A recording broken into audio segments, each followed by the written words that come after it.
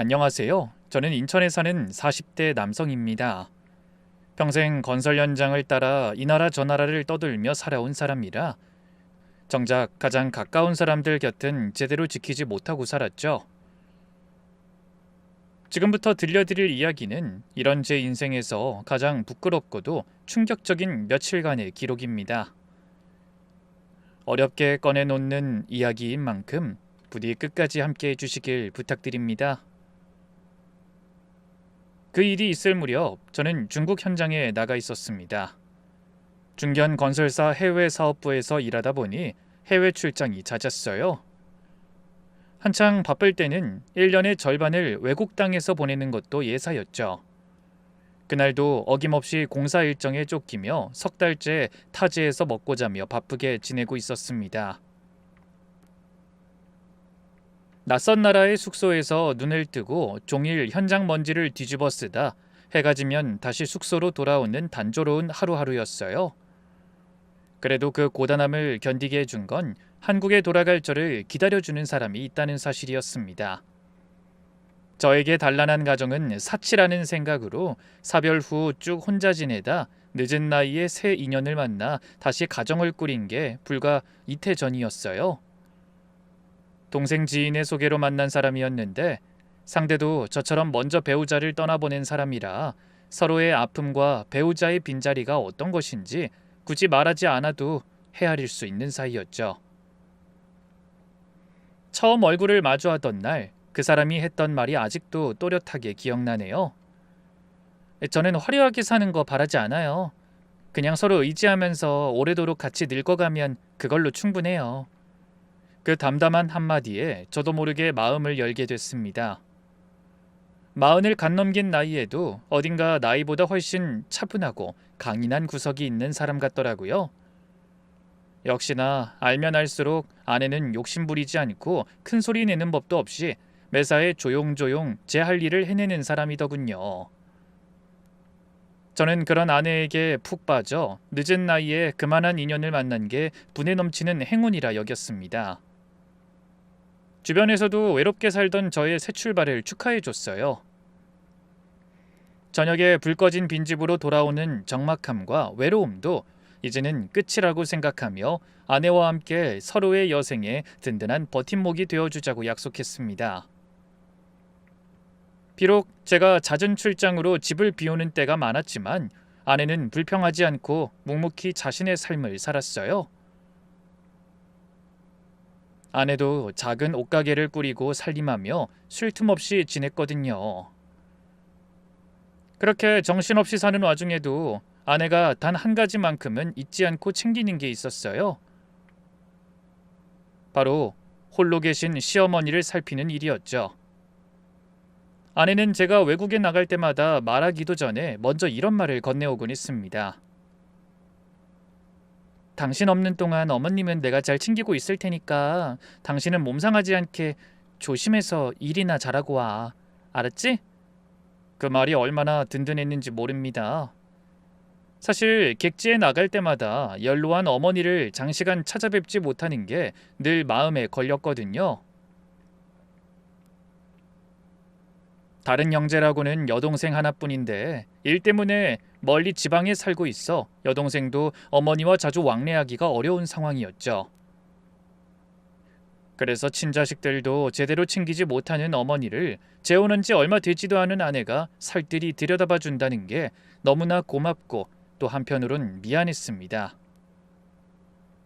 제가 출장 중에 전화를 걸어보면 아내는 매일 이른 저녁에 서둘러 가게를 닫고 장에 들러 어머니가 좋아하시는 찬거리를 사가지고 저녁상을 차렸어요. 혹시라도 병원 갈 일이 생기면 만사를 제쳐두고 어머니 병원부터 챙겼죠. 먼 타국에서 그런 집안 사정을 확인할 때면 저는 늦게나마 참 좋은 사람을 만났다고 속으로 몇 번이나 하늘에 감사했는지 모릅니다. 어머니도 그런 새 며느리를 무척 마음에 들어 하셨어요. 예, 우리 며느리가 어찌나 싹싹한지 같이 밖에 나가면 사람들이 다 부러워한다. 늙음하게 며느리 복이 터진 것 같아. 내가 아들 하나 있는 거 호라비로 나이 드는 거 보면서 얼마나 속을 끓였는데 이런 인연을 만나려고 그랬구나 싶다니까. 전화기 너머로 신이 나서 그런 말씀을 건네실 때마다 얼마나 뿌듯하고 안심이 됐는지 몰라요. 젊어서 홀로 되어 두 남매를 키워내느라 갖은 고생 다 하신 어머니가 뒤늦게 며느리 수발받으며 편안한 노년을 보내시는 것 같아 다행이라는 생각이 들었죠. 그래서 앞으로는 우리 집안에 더할 나위 없이 평화로운 일상이 계속될 줄로만 알았습니다. 그런데 언제부턴가 어머니의 모습이 예전 같지 않게 느껴지는 일이 많았어요. 했던 말을 몇 번이고 되풀이하시고 방금 드신 끼니조차 기억하지 못하셨죠. 한 번은 해외에서 영상통화를 하는데 어머니가 저를 한참 바라보시더니 엉뚱한 소리를 하셨습니다. 네가 누구라고 했지? 엄마 왜 그래요? 나 하나뿐인 엄마 아들이잖아요. 우리 집 장남. 아닌데. 우리 아들은 아직 군대에서 안 왔는데. 제가 제대한 지가 20년이 훌쩍 넘었는데 말입니다. 전 애써 웃으며 받아 넘겼지만 전화를 끊고 나서 한참을 멍하니 앉아 있었어요. 처음엔 그저 연세 탓이려니. 누구나 나이 들면 그런 거라고 생각하던 저는 그제야 덜컥 겁이 나 부랴부랴 병원을 찾았죠. 갖가지 검사를 한 뒤에 의사는 조심스럽게 치매 초기라는 진단을 내렸습니다. 그 말을 듣는 순간 가슴이 쿵 하고 내려앉는 기분이었어요. 저 먹고 살기 바빠 고생만 하신 어머니의 정신이 깜빡깜빡하는 걸 모르고 있었다는 무력감과 자괴감이 그렇게 사무칠 수가 없었습니다. 그런데 엎친 데 덮친 격으로 가뜩이나 정신이 흐려지신 어머니가 갑작스레 탈장으로 응급수술까지 받게 되셨어요. 수술 자체는 크게 위험한 게 아니라 무사히 끝났지만 수술 후에 사람을 전혀 알아보지 못하며 심각한 선망 증세까지 겪게 되셨습니다. 그러더니 그날 이후로 기력이 눈에 띄게 떨어지셨어요. 자리에서 일어나 앉는 것조차 버거워하시는 어머니를 더는 두고 볼 수가 없었죠. 그 무렵 저는 또 한 달간의 출장이 잡혀 출국을 앞두고 있는 상황이라 마음이 더욱 무거웠습니다. 그래서 출장하기 전날 밤 고민 끝에 아내와 마주 앉아 어렵게 이런 말을 꺼냈어요.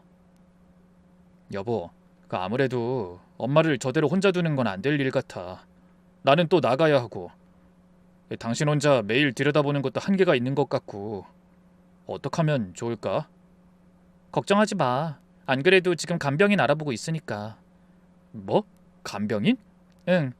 계속은 아니더라도 당분간 기력 찾으실 때까지만이라도 상주하면서 옆에 있는 사람이 필요할 것 같아서 알아보던 참이었어. 내가 일 끝나고 가는 건 오후에 잠깐이라 나 시간이 너무 걱정되더라고. 마침 경력도 많고 인상도 괜찮은 사람 하나 만나보기로 했으니까 기다려봐. 전 그런 아내의 말에 걱정이 눈 녹듯이 사라지는 기분이었어요. 아니 당신 어떻게 그런 생각을 했어? 고마워 정말. 고맙긴. 맘 같아서는 내가 가게 접고 돌봐드리고 싶은데 나도 힘들게 만든 단골도 많고 오래 해온 일이라 관두려니 쉽지가 않네. 그런 아내의 말에 제가 펄쩍 뛰며 손사래를 쳤습니다. 당연히 그건 안 될 말이지. 당신도 당신 일이 중요한데 이만큼 신경 써준 것만으로도 정말 고마워. 내가 이제야 좀 맘 편히 떠날 수 있겠다. 그러면서 활짝 웃었어요. 그렇게 저는 아내 덕에 마음의 짐을 조금이나마 내려놓고 출장길에 오르게 됐습니다. 나중에 돌아와서 만나보니 아내가 여기저기 수소문에 구한 간병인은 손끝이 야무지고 맑기도 밝아 보였어요. 어머니도 차츰 그 간병인에게 마음을 붙이고 의지하시는 눈치였고요. 그래도 아내는 시어머니 수발을 아예 남한테만 다 맡겨놓진 않았습니다. 틈만 나면 어머니 댁으로 찾아가 손수 살림을 챙기고 입맛에 맞는 밑반찬과 국을 해서 날랐죠. 여보, 어머님 오늘은 밥도 한 그릇 다 비우셨어. 내일은 전복죽을 좀 해다 드릴까 하니까 당신은 여기 걱정하지 말고 일이나 잘 마치고 와. 제가 해외에 나갈 때마다 그렇게 안부를 전해주니 멀리서나마 안심이 되고 든든하더라고요. 어머니 곁엔 야무진 간병인이 있고 아내가 수시로 들여다보고 있으니 무슨 큰 탈이야 나겠나 싶었습니다. 그렇게 무탈한 하루가 흐르고 여느 때와 다를 바 없는 저녁을 맞았죠. 헌데 고된 현장 일을 마치고 숙소로 돌아와 막 씻으려던 참에 주머니 속에 넣어둔 휴대폰이 요란하게 울렸습니다. 당연히 아내일 거라고 생각했는데 화면에 뜬 이름을 보니 여동생이었어요. 평소 그리 자주 연락을 주고받는 사이가 아니었던 터라 전화를 받기도 전에 괜히 긴장이 되더군요.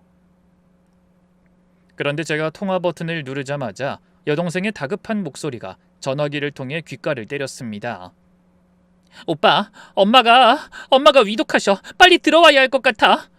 순간 머릿속이 텅 비어버리는 기분이었어요. 위독하다는 그 말이 무슨 뜻인지 머리로는 알아들었으면서도 가슴은 도무지 받아들이지 못했습니다. 위독하다니 그게 무슨 소리야? 며칠 전까지만 해도 멀쩡하셨잖아. 나도 자세한 건 잘 몰라. 화장실에서 넘어지셨다는데 머리를 많이 다치셨나 봐. 일단 빨리 들어와. 오빠 지금 시간이 없어. 여동생은 말끝을 채 맺지 못하고 흐느꼈습니다. 연세 드신 분들이 화장실에서 넘어지셨다는 말은 많이 들어봤지만 그게 제 어머니 얘기가 될 거라고는 한 번도 생각해보지 못했어요. 저는 너무 놀라고 경황이 없어 뭐라고 더 묻지도 못하고 그냥 전화를 끊었습니다. 그러고는 떨리는 손으로 가장 빨리 돌아갈 수 있는 항공편부터 알아봤죠. 다행히 이튿날 새벽 비행기에 자리 하나가 남아있더군요. 저는 짐을 챙기는 둥 마는 둥 가방에 마구 쑤셔 넣으면서도 머릿속은 온통 어머니 생각으로 가득했습니다. 제발 무사하셔야 하는데 내가 도착할 때까지만이라도 버텨주셔야 해요, 엄마. 그렇게 빌고 또 빌었죠. 그러다 문득 아내를 떠올렸습니다. 어머니를 누구보다 가까이서 챙겨온 사람이 바로 아내였으니 지금 무슨 상황인지 그 사람이라면 소상히 알고 있을 게 분명했죠. 저는 곧장 아내에게 전화를 걸었습니다. 그런데 무슨 영문인지 신호음만 하염없이 이어질 뿐 아내는 좀처럼 전화를 받지 않았습니다. 한 번, 두 번, 세 번. 몇 번을 다시 걸어도 마찬가지였어요. 애타는 제 마음은 모른 채 야속한 기계음만 들려왔죠. 평소 같으면 베리채 두세 번 울리기도 전에 받던 사람이 하필 그런 순간에 연락이 닿지 않으니 마음이 자꾸만 무겁게 가라앉았습니다. 왜 이렇게 연락이 안 되지? 엄마 상태가 진짜 심각하신 건가? 저는 연락이 안 되는 아내 때문에 마음이 더 불안해졌어요. 아무리 좋은 쪽으로 생각하려 해도 자꾸 최악의 경우만 상상하게 됐습니다. 그래도 제가 견디려면 어떻게든 좋은 쪽으로 생각해야 했어요. 어머니가 위독하시니 아내도 경황이 없을 것이고 이런저런 처치를 하느라 바쁜 건 그래도 아직 어머니에게 희망이 있어서 그런 거라며 애써 저 자신을 다독였습니다. 손 쓸 수조차 없이 안 좋은 상태라면 분명히 아내가 저에게 먼저 연락해 왔을 거라고 믿었거든요. 그래도 제가 직접 한국으로 날아와 어머니의 상태를 확인하기 전까지는 가슴 밑바닥에 자리 잡은 불안이 좀처럼 가시지 않을 것 같았습니다. 그래서 피가 마르는 몇 시간을 보내고 공항으로 향하는 차 안에서도 저는 몇 번이나 더 아내에게 전화를 걸어봤어요. 하지만 결과는 마찬가지였죠. 문자도 남겨봤어요. 여보, 어머니 상태는 어떤 거야? 나 지금 들어가니까 연락 좀 줘. 하지만 답장은 끝내 오지 않았습니다. 그래서 할 수 없이 동생에게도 전화를 걸었는데 이번엔 동생조차 연락이 되지 않았어요. 결국 저는 답답한 마음을 아는 채 비행기에 몸을 실어야 했습니다. 그리고 한국으로 날아오는 그 길고 긴 시간 내내 좁은 좌석에 앉아 두 손을 맞잡은 채 눈을 감고 기도했죠. 그러는 동안 머릿속에 어머니의 주름진 얼굴이 떠오를 때마다 가슴에 파도가 이는 것 같아 견딜 수가 없었습니다. 그렇게 뜬 눈으로 비행을 견딘 끝에 마침내 인천공항에 내린 저는 입국장을 빠져나오기가 무섭게 다시 아내에게 전화를 걸었습니다. 하지만 여전히 받지 않더군요. 여동생에게 걸어보니 이번엔 신호가 가자마자 전화를 받았어요.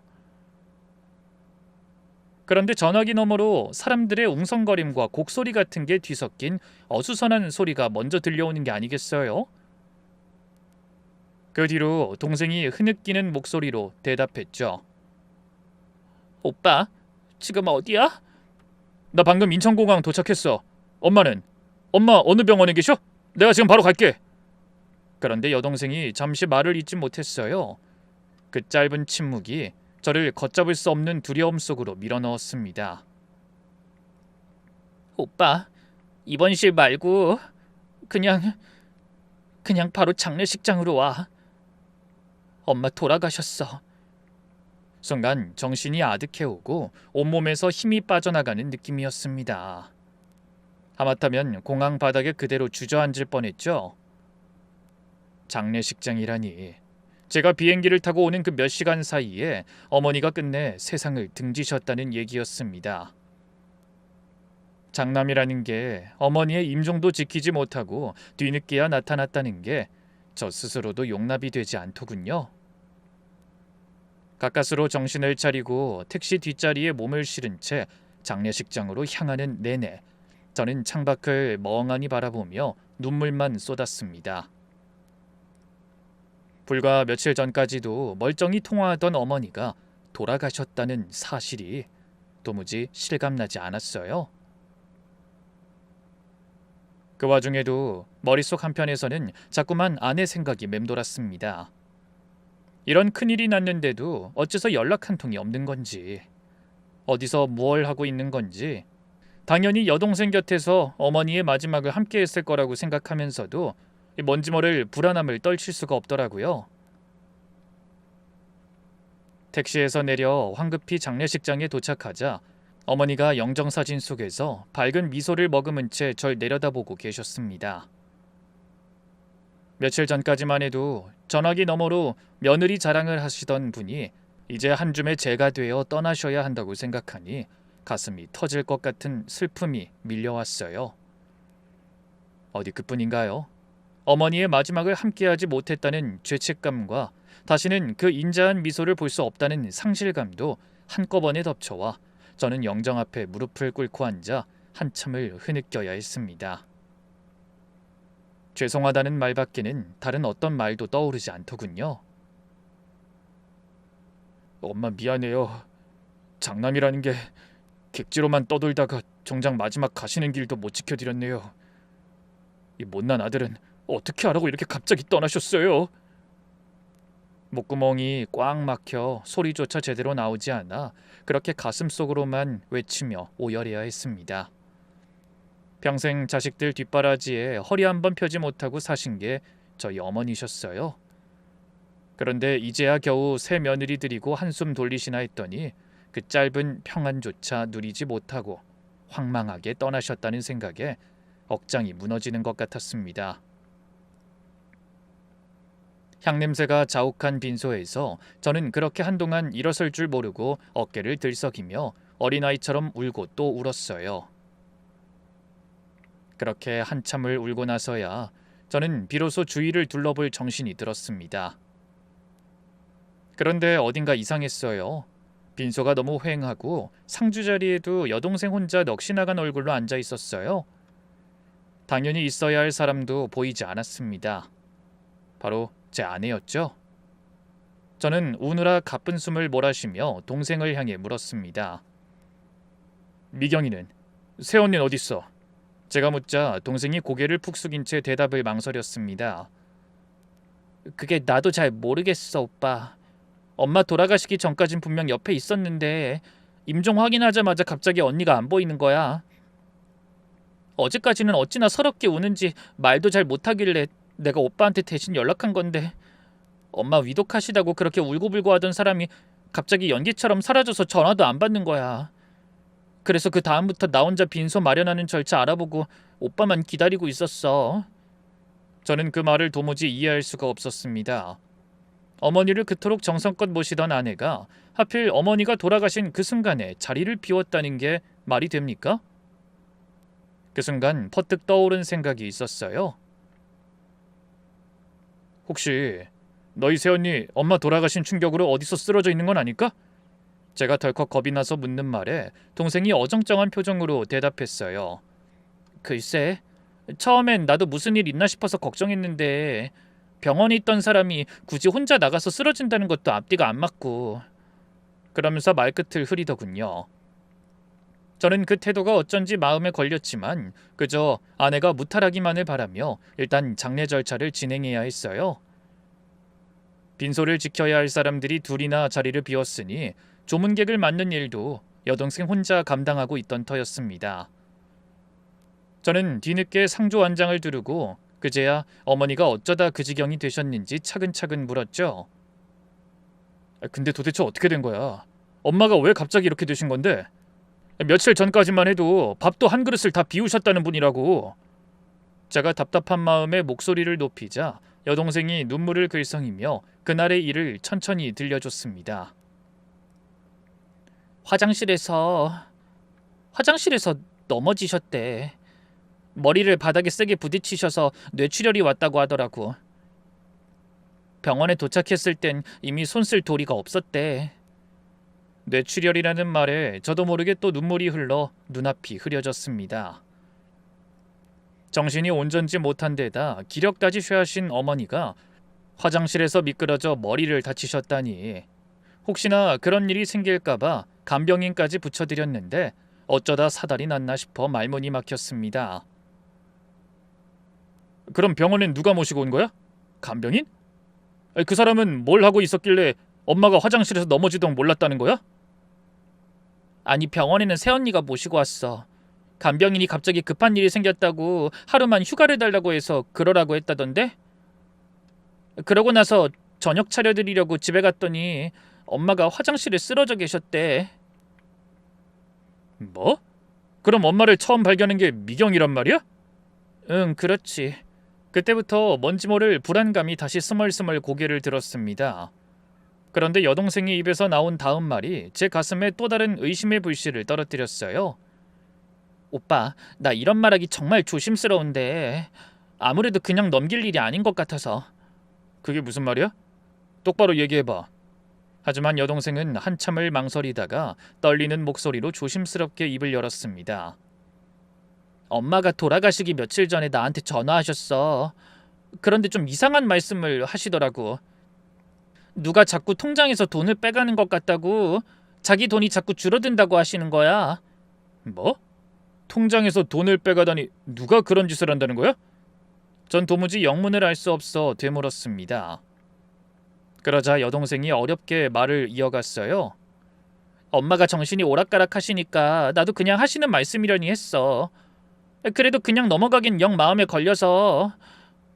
내가 안 그래도 이번 주에 짬을 내서 올라와 통장이고 뭐고 다 확인해 보려던 참이었어. 그런데 하필 그 직전에 이렇게 사고가 나버린 거야. 그 말에 머릿속이 점점 더 복잡해졌어요. 어머니의 통장에서 돈이 빠져나갔다니 그 말이 진실인지 아닌지 그것조차 알 수 없어 혼란스러웠습니다. 저는 한숨을 내쉬며 대답했어요. 그건 확인해봐야 할 일인 것 같다. 내가 치매에 대해 알아봐서 기억이 나는데 치매 어르신 중에 도둑 망상을 겪는 경우가 흔한 것 같아. 정신이 흐려진 엄마가 집에 도둑이 들었다고 착각하고 그걸 사실이라고 믿으시는 거지. 그런데 제 얘기를 듣고 손톱까지 물어뜯으며 고민하던 여동생이 이런 말을 내뱉어 저를 기겁하게 했습니다. 오빠, 이건 정말 말하기 싫었는데 새언니가 지금 장례식장에 없는 게 난 자꾸 마음에 걸려. 마치 엄마가 돌아가시는지 아닌지 확인하려던 사람처럼 임종을 보자마자 없어져 버렸다니까?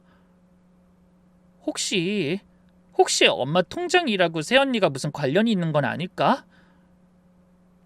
야, 그게 무슨 소리야. 미경이가 엄마를 얼마나 끔찍하게 챙겼는데 어떻게 그런 말을 해? 저는 펄쩍 뛰며 여동생을 나무랐습니다. 아내가 어머니를 위해 쏟은 정성을 누구보다 잘 아는 저였으니까요. 하지만 여동생도 쉽게 물러서지 않았어요. 오히려 한층 더 단호해진 목소리로 저에게 충격적인 이야기를 털어놓았습니다.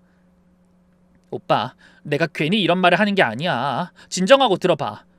내가 얼마 전에 우연히 새언니를 소개해준 그 선배한테 들은 얘기가 있어서 그래. 새언니가 전 남편하고 사별한 이유가 바로 낙상사고 때문이었대. 야근하고 들어온 남편이 화장실에서 쓰러져서 세상을 떠나고 그 뒤에 새언니가 유산이랑 보험금을 꽤 많이 받았다는 거야. 그때는 그 얘기 듣고 그냥 언니가 안쓰럽다고만 생각했는데 이런 일 생기니까 혹시나 하는 마음이 드는 걸 어쩌라고. 그 순간 전 남편의 낙상사고, 보험금, 그 단어들이 제 머릿속에서 어머니의 사고와 뒤엉키며 도저히 떨쳐낼 수 없는 무시무시한 그림을 그리기 시작했습니다. 건강이 좋아지신다던 어머니도 화장실에서 넘어지는 낙상사고로 돌아가셨고, 아내의 전 남편도 똑같이 낙상사고로 세상을 떠났다니, 그냥 무시하기에는 너무나 소름 끼치는 우연의 일치라는 생각이 들었어요. 거기다 곰곰이 따져보니 마음에 걸리는 일이 한두 개가 아니었습니다. 가족 중에서 어머니 곁에 가장 가까이 있던 사람도 아내였고, 살림을 도맡아 통장이며 살림살이를 가장 가까이서 들여다본 사람도 아내였어요.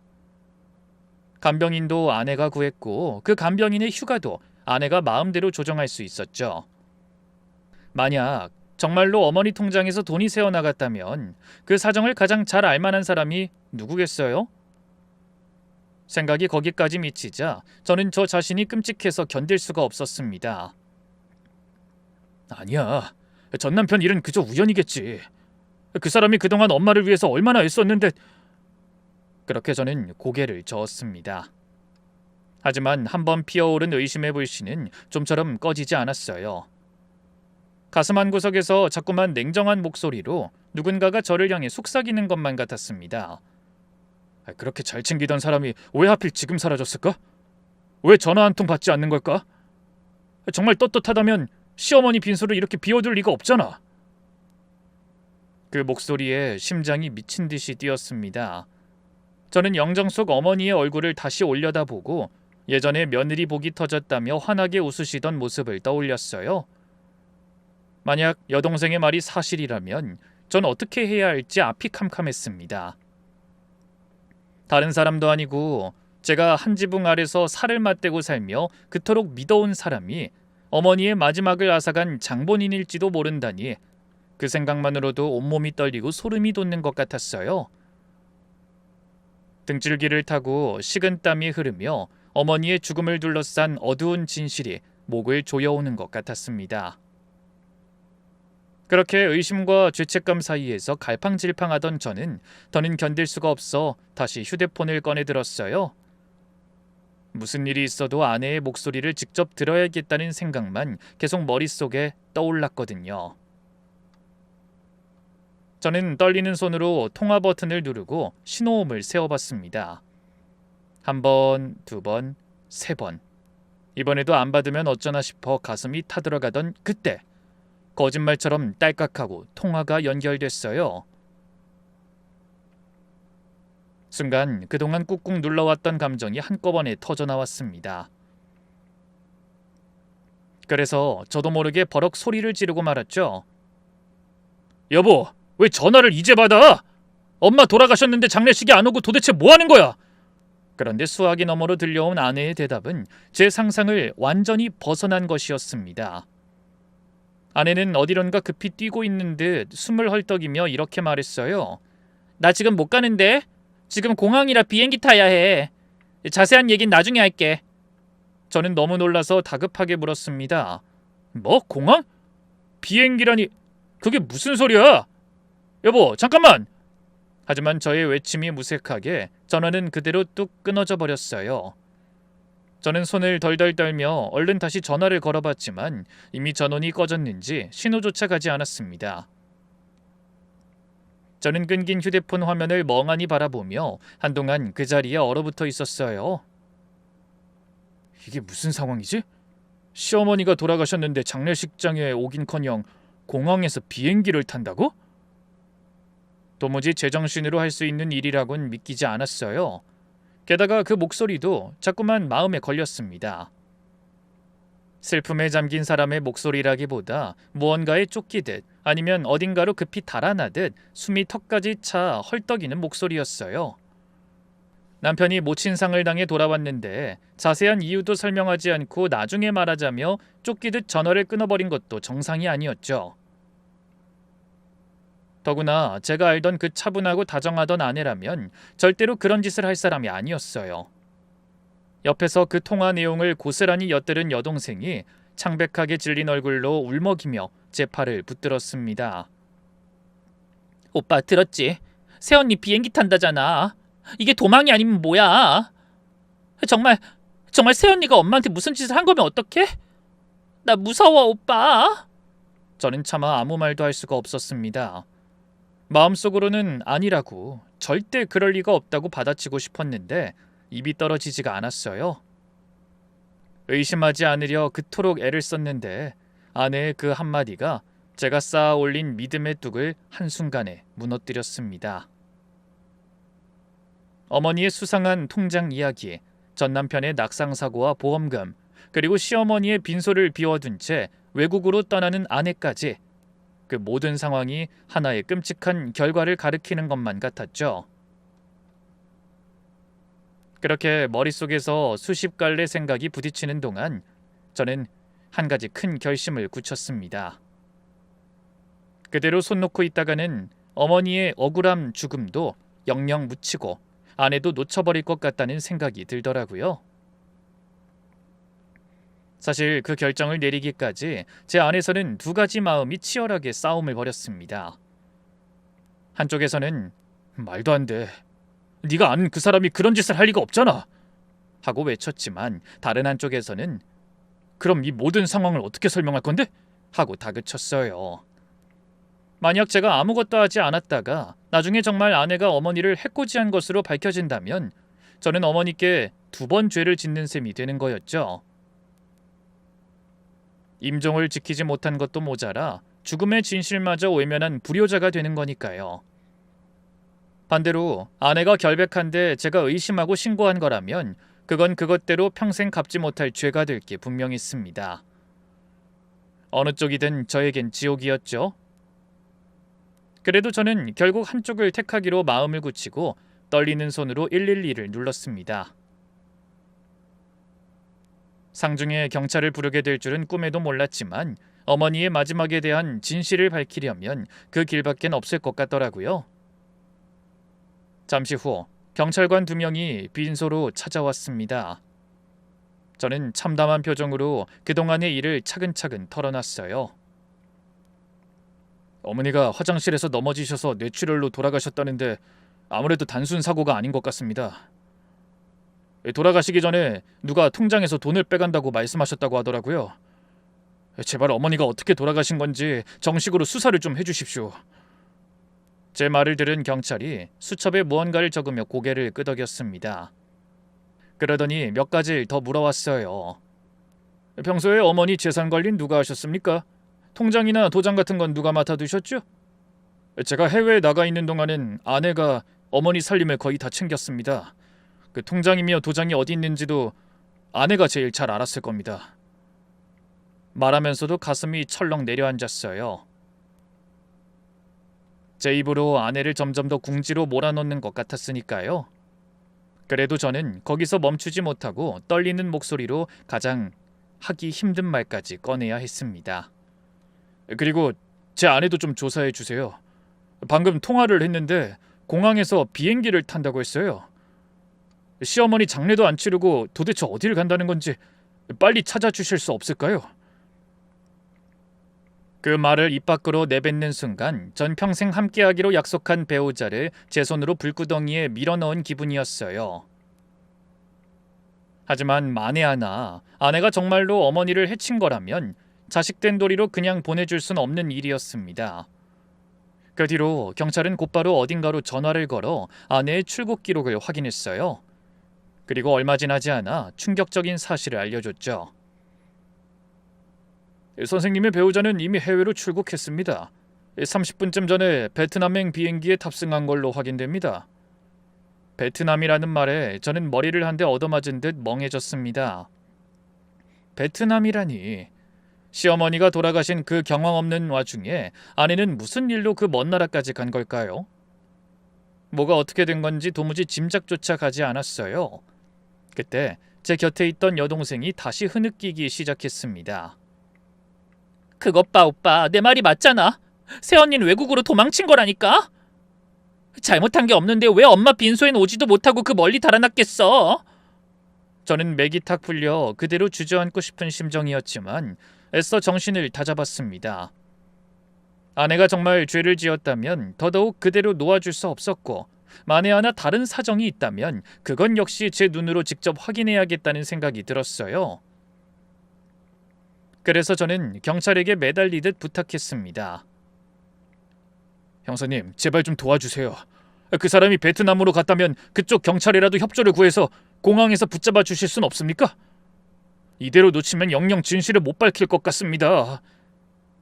경찰관은 잠시 난감한 표정을 짓더니 사안이 중대한 만큼 국제 공조를 요청해 보겠다고 하더군요. 그러더니 베트남 경찰 쪽에 협조를 구해 아내가 입국하는 공항에서 신병을 확보하도록 손을 써보겠다고 했습니다. 그 말에 비로소 어둠 속에서 한 줄기 희망을 발견한 기분이었어요. 그래도 저는 여전히 마음 한구석이 불안해 이렇게 말했습니다. 저도 베트남으로 가겠습니다. 가서 직접 그 사람이 무슨 말을 하는지 들어보고 만약 오지 않으려 하면 설득해서 데려오겠습니다. 저는 한시라도 빨리 아내의 입에서 직접 진실을 듣고 싶었습니다. 정말 어머니를 해친 건지 아니면 제가 모르는 다른 곡절이 있는 건지 그 답을 듣기 전까진 아무것도 손에 잡히지 않을 것 같더라고요. 하지만 경찰은 걱정스러운 표정으로 조심스레 입을 열었습니다.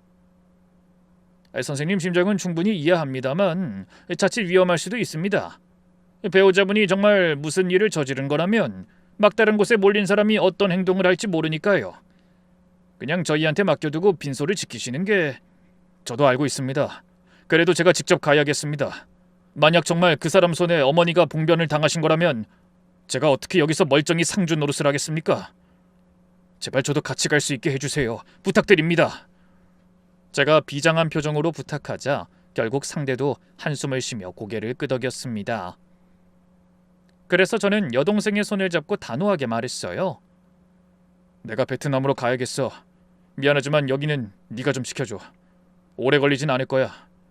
오빠 꼭 그래야만 해? 여동생은 불안한 표정이었지만 제 굳은 결심을 느꼈는지 더는 말리지 못하고 고개를 끄덕였습니다. 그래서 저는 어머니 영정 앞에 다시 한번 절을 올리며 속으로 굳게 다짐했어요. 엄마, 조금만 기다려주세요. 무슨 일이 있어도 제가 진실을 밝혀낼게요. 만약 누군가 엄마를 그렇게 만든 거라면 그게 누구라고 해도 꼭 벌받게 할 거예요. 그렇게 저는 비통한 마음을 가슴에 묻은 채 어머니의 빈소를 뒤로 하고 또다시 공항으로 발길을 돌렸습니다. 어머니 소식을 듣고 서둘러 돌아왔던 그 길을 이번엔 아내를 잡으러 다시 나서게 될 줄은 상상도 못했죠. 공항으로 가는 내내 저는 휴대폰에 저장된 아내의 사진을 들여다봤습니다. 어머니를 모시고 셋이서 벚꽃놀이를 갔을 때 찍은 사진이었어요. 시어머니를 부축한 채 환하게 웃고 있는 아내의 얼굴이 그날따라 사뭇 낯설게 느껴지더군요. 이 사람이 정말 어머니한테 몹쓸 짓을 했을까? 그 다정한 얼굴 뒤에 내가 모르는 또 다른 얼굴이 숨어 있었던 걸까? 아니, 난 그래도 당신을 믿고 싶어. 제발 나를 실망시키지 말아줘.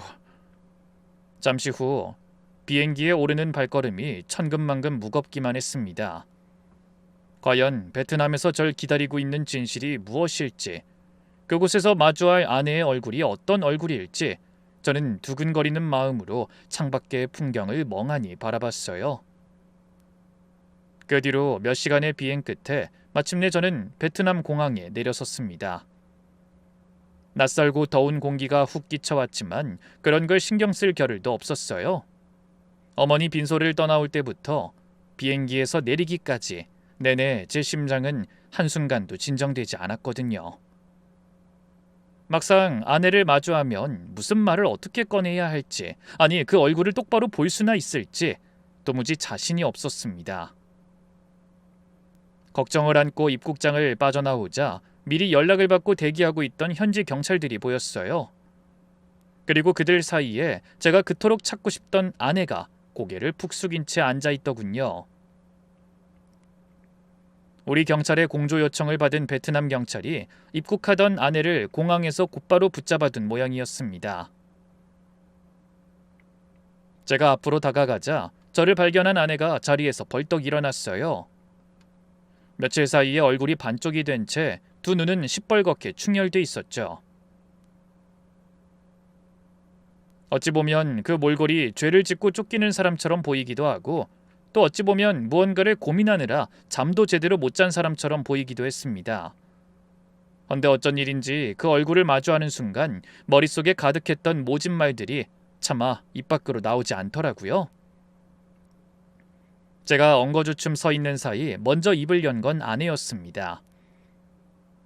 여보, 당신이 여기까지 어떻게... 당신 찾으러 왔어, 여보. 나 정말 머리가 터질 것 같아. 도대체 이게 다 무슨 일이야? 엄마가 돌아가셨는데 당신은 왜 빈소도 안 지키고 여기 베트남까지 와 있는 거야? 어? 일단 그것부터 좀 말해줘. 저는 다그치는 대신 떨리는 목소리로 물었습니다. 사실 비행기 안에서는 아내를 보자마자 멱살이라도 잡고 따져 묻고 싶은 심정이었어요. 그런데 막상 초췌하게 야윈 아내의 얼굴을 보니 무작정 몰아세우기 전에 자초지종부터 들어야겠다는 생각이 들었습니다. 제가 아는 아내라면 분명 지금까지의 행동에 무슨 곡절이 있을 거라고 그렇게 믿고 싶은 마음이 남아 있었던 겁니다. 그런 제 말에 아내의 눈에 그렁그렁 차오르던 눈물이 주르륵 흘러내렸어요. 여보, 당신 나 안 믿고 의심한 거 아니었어? 경찰까지 보내서 나 붙잡으라고 했다던데. 그건... 그래, 뭐 솔직히 의심도 했어. 안 했다면 거짓말이지. 그런데 그것보다 난 진짜 무슨 일이 있었는지 당신 입을 통해서 확인하고 싶었어. 엄마 통장에서 돈이 자꾸 빠져나갔다는 얘기도 들었고 당신은 연락도 안 되고. 그러니 제발 도대체 무슨 일이 있었던 건지 나한테 다 말해줘. 부탁이야. 제가 그렇게 사정하듯 말하자 아내가 가슴을 치며 울먹였습니다. 난 도망친 게 아니야, 여보. 오히려 그 반대라고. 제발 내 말 좀 들어봐. 아내의 그 절박한 목소리에 저는 잠시 숨을 고르며 가만히 아내를 바라봤습니다. 그러자 아내가 떨리는 목소리로 그동안 있었던 일을 털어놓기 시작했어요. 얼마 전부터 어머니 통장이 이상하다는 걸 알았어. 수술하고 받은 보험금이랑 매달 들어오던 연금이 쌓여 있어야 할 통장인데 누가 자꾸 야금야금 돈을 빼가는 적이 있더라고. 처음엔 나도 영문을 모르겠더라. 뭐? 그럼 엄마가 하신 말씀이 사실이었던 거네? 저는 깜짝 놀라 되물었습니다. 아내가 고개를 끄덕이며 말을 이었어요. 응, 다른 건 미처 다 확인을 못해서 모르겠지만 분명히 더 큰 피해가 있을 거라는 느낌이 들었어. 그래서 차근차근 알아보려던 참이었는데 하필 그때 어머니가 그렇게 갑자기 돌아가신 거야. 나도 경황이 너무 없었어. 아내의 이야기를 듣자 머릿속이 더 복잡해졌습니다. 어머니가 통장에서 돈이 빠져나간다고 하셨던 그 말씀이 단순히 치매로 인한 도둑 망상이 아니었다는 말이니까요. 정말로 누군가 어머니의 돈에 손을 대고 있었다면 그건 결코 가볍게 넘길 일이 아니었습니다. 그런데 한편으로는 여전히 의문이 가시지 않았어요. 설령 그 말이 사실이라 해도 그렇다면 아내는 왜 하필 어머니 빈소를 비우고 이 먼 베트남까지 한마디 설명도 없이 날아온 걸까요? 제가 그 점을 캐묻자 아내가 결정적인 이야기를 꺼냈습니다. 그건 바로 내가 고용한 간병인 때문이야. 어머니가 돌아가신 직후부터 그 간병인이 감쪽같이 연락이 끊겼어. 그날 아침에 갑자기 전화를 해서 하루만 휴가를 달라더니 내가 집에 가서 어머니를 발견하고 어떻게 된 건지 물으려고 아무리 전화를 해도 안 받는 거야. 근데 어머니가 끝내 돌아가셨고 진실을 아는 사람은 그 간병인 같았어. 그리고 그 사람은 내가 직접 구해서 어머니 곁에 둔 사람이잖아. 그래서 책임감 때문이라도 꼭 찾아야겠다는 생각이 들었어. 아, 그 간병인? 그제야 저는 어머니가 돌아가시던 날 그 간병인이 휴가를 냈다던 말이 떠올랐어요. 그렇다면 당연히 그 간병인도 의심해야 했는데 저는 동생에게 아내의 전남편 사고에 대한 말을 듣고 무조건 아내만 먼저 의심한 겁니다. 마치 아내가 일부러 간병인을 휴가 보내고 사고를 위장했다고 짐작해버린 거죠. 그런 제 마음을 아는지 모르는지 아내는 계속 어두운 표정으로 말을 이어갔어요. 근데 문득 예전에 그 간병인이 했던 말이 떠올랐어. 베트남에서 식당 하는 아들이 하나 있다고 얘기했던 게 생각나더라고. 그래서 혹시나 하는 마음에 이렇게 무작정 쫓아온 거야. 내가 그 식당 이름을 알고 있거든. 한인 식당이니 맘만 먹으면 찾을 수 있을 것 같더라고. 그 말을 듣는 순간 전 머리를 한 대 얻어맞은 것 같았습니다. 그러니까 아내는 도망친 게 아니라 오히려 사라진 간병인을 잡으러 왔다는 겁니다. 저는 혼란스러운 마음으로 아내를 바라보며 물었어요. 그런 일이 있었으면 당연히 경찰에 말했어야지. 왜 엄마 빈손은 지키지도 않고 당신 혼자 이러는 게 말이 돼? 그러자 아내는 깊은 한숨을 쉬며 대답했습니다. 솔직히 이건 다 내 짐작일 뿐이지 확인된 건 아니잖아.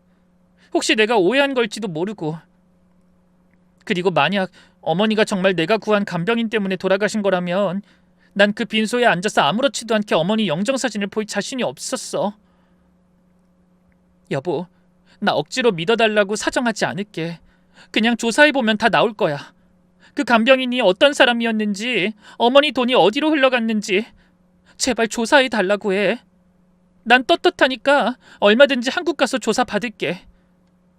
아내의 그 단호한 말투에는 일말의 두려움이나 주저함도 없었어요. 거짓을 꾸며대는 사람 특유의 흔들림도 없었죠.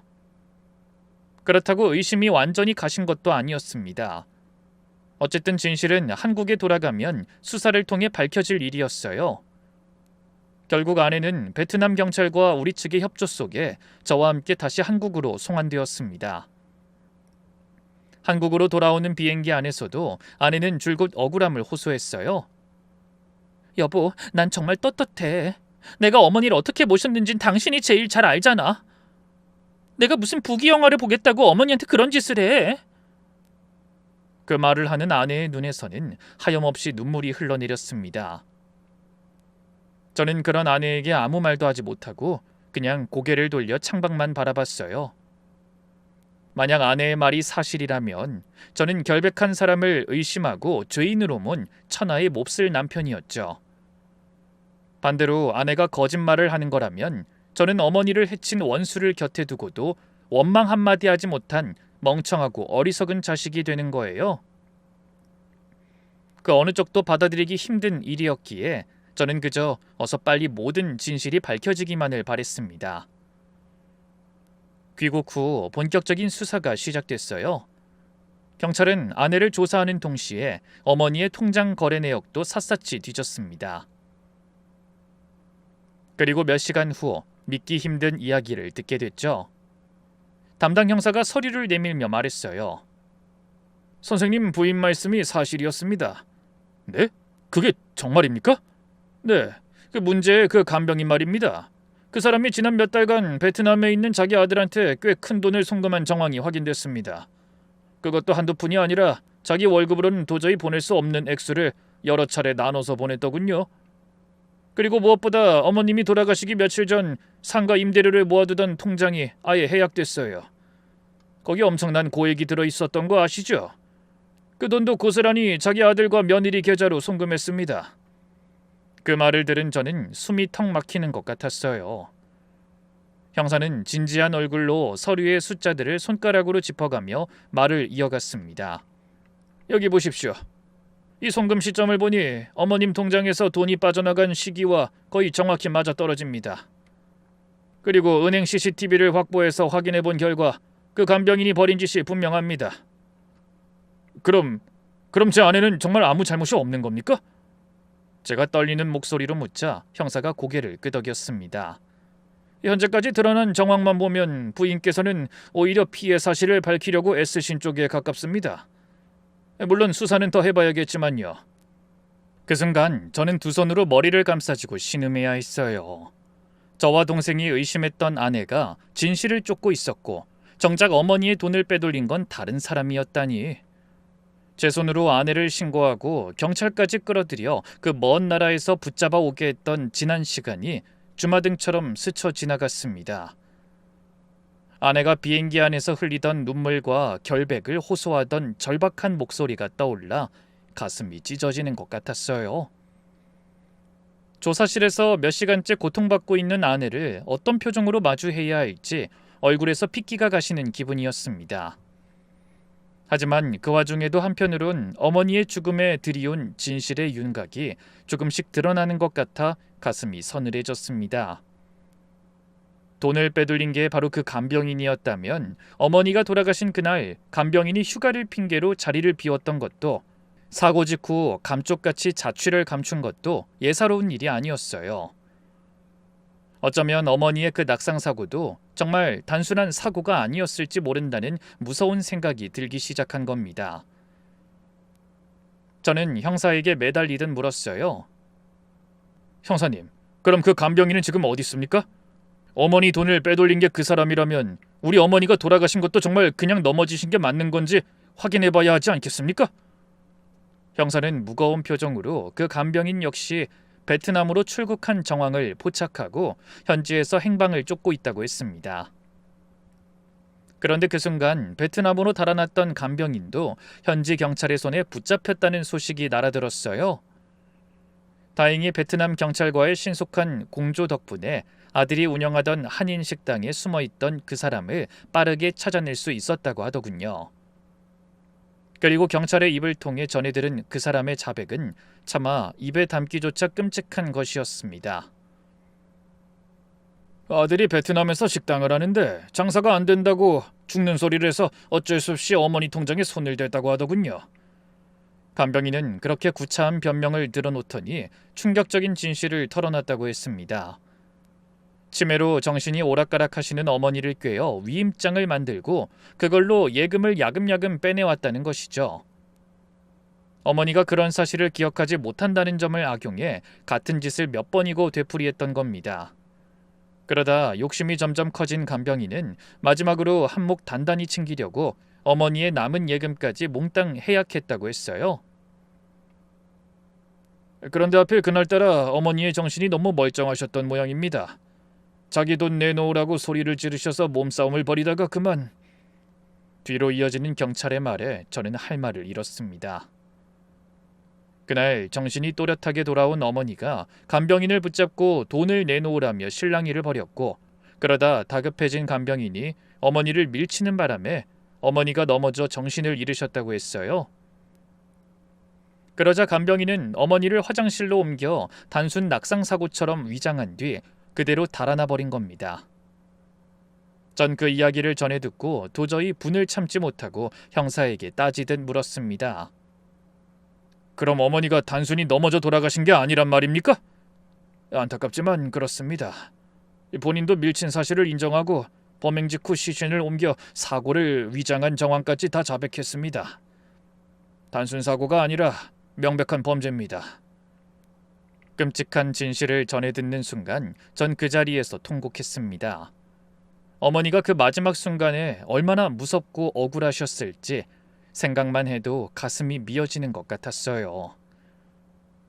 정신이 흐려졌다 맑아졌다 하는 그 짧은 틈에 자신을 속이고 돈을 빼돌린 사람을 알아보고 얼마나 절박하게 매달리셨을까요?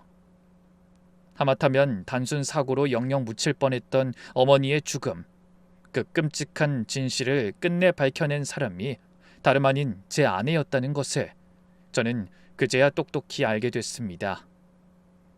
잠시 후 모든 혐의를 벗고 풀려난 아내가 조용히 울고 있는 제 곁으로 돌아왔지만 저는 차마 고개를 들 수가 없어 눈물을 펑펑 흘리며 말했어요. 여보, 미안해. 내가 당신을 의심하다니. 당신은 어떻게든 진실을 밝히려고 노력한 건데. 지금은 그런 잘잘못을 따질 때가 아니잖아. 몇 시간 뒤면 어머니 발인이라며. 어서 가자. 그러더니 아내가 말없이 절 일으켜 장례식장으로 안내했습니다.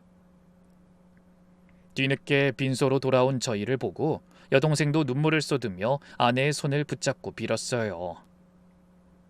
새언니, 제가 정말 죽을 죄를 지었어요. 미안해요, 언니. 오빠는 계속 언니를 믿으려고 했는데 제가 옆에서 부추기는 바람에. 하지만 아내는 아무 말도 하지 않았어요. 그저 말없이 상복을 입고 제 곁에 나란히 서서 조문객을 맞아줬습니다. 그 묵묵한 모습이 저희의 사과를 받아준다는 뜻임을 저는 알 수 있었어요. 발인을 준비하던 아내가 어머니 영정을 바라보며 나직이 입을 열었습니다. 여보, 나도 어리석었어. 그 간병인이 더 멀리 도망치기 전에 잡아야겠다는 생각에 마음만 앞서서 당신을 기다리지 못하고 혼자 뛰어들었어. 우리 둘 다 어리석었지. 그러니까 이제 더는 그 일에 마음 쓰지 말고 어머니 잘 보내드리는 것만 생각하자. 그 말에 저는 또 한 번 눈물이 쏟아졌습니다. 남편이란 사람이 자기를 의심했는데도 아내는 끝까지 저를 탓하지 않았어요. 도리어 제 마음을 먼저 헤아려주는 그 깊은 속을 보며 저는 제가 얼마나 못난 사람이었는지 사무치게 깨달아야 했죠.